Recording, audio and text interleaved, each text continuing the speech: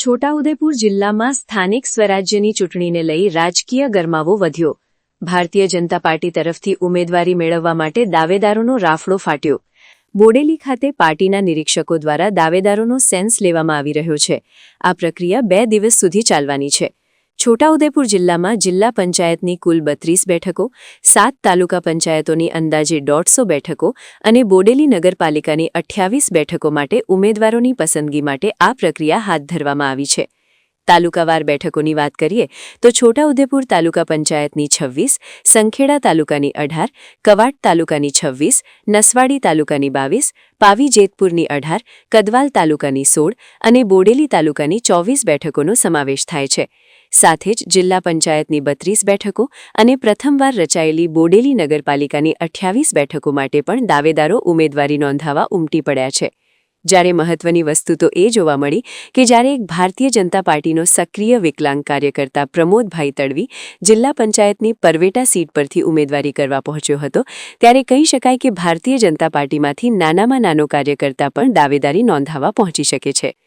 છોટાઉદેપુર જિલ્લામાં ચૈતર વસાવા અને આમ આદમી પાર્ટીનું કોઈ અસ્તિત્વ નથી તેવું જિલ્લા પ્રમુખે જણાવ્યું હતું.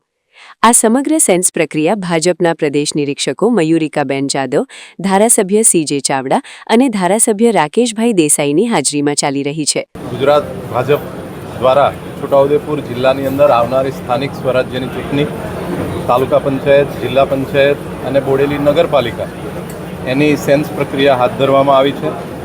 આજે સંખેડા, નસવાડી, બોડેલી ગ્રામ્ય અને બોડેલી નગરપાલિકા એટલા 4 મંડળની સેન્સ પ્રક્રિયા હાથ ધરવામાં આવશે. છોટાઉદેપુર જિલ્લાની અંદર ગઈ વખતે 2021ની અંદર 32માંથી 28 જેટલી જિલ્લા પંચાયત ભારતીય જનતા પાર્ટીના ઉમેદવારો જીત્યા હતા.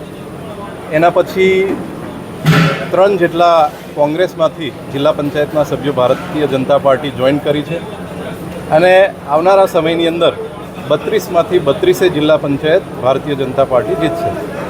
ઉમેદવારોની ચયન પ્રક્રિયામાં કેટલી મુશ્કેલી આવશે, કેમ કે આટલી મોટી સંખ્યામાં ઉમેદવારો છે? ભારતીય જનતા પાર્ટીનો કાર્યકર્તા એ વૈચારિક રીતે જોડાયેલો કાર્યકર્તા છે.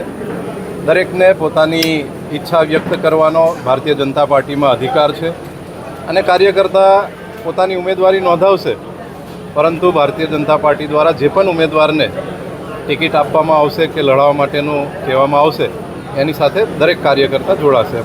ચેતર વસાવાને કેવી રીતે રોકશો? ચેતર વસાવાનું કે એવું કંઈ અહીંયા છે નહીં. ફરીથી 32 જિલ્લા પંચાયત અને તમામ તાલુકા પંચાયત છોટાઉદેપુરની અંદર ભારતીય જનતા પાર્ટી જીતશે. હું બિલ પ્રવીણભાઈ નારાયણભાઈ, હું 21 પરવટા જિલ્લા પંચાયતમાંથી ટિકિટની માંગણી કરવા આવેલો છું અને આ અગાઉ પણ 2010માં ભવ્ય મતોથી વિજય થયેલો છું અને હવે 2015માં પણ ખૂબ જંગી બહુમતીથી વિજય થયો હતો.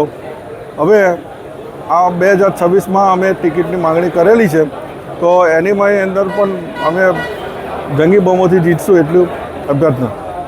તમારી સામે કેટલા લોકો ટિકિટ માંગી રહ્યા છે અને કેવો માહોલ છે? સામે તો ઘણા ઉમેદવારો માંગણી કરી છે, પણ પાર્ટી જેને ટિકિટ આપે એને આપણે વિજય બનાવીશું. આ વખતે બહુ ઉમેદવારો છે તો કેવું લાગે? વાંધો નહીં, ટિકિટ મળશે જ અનુભવને લીધે.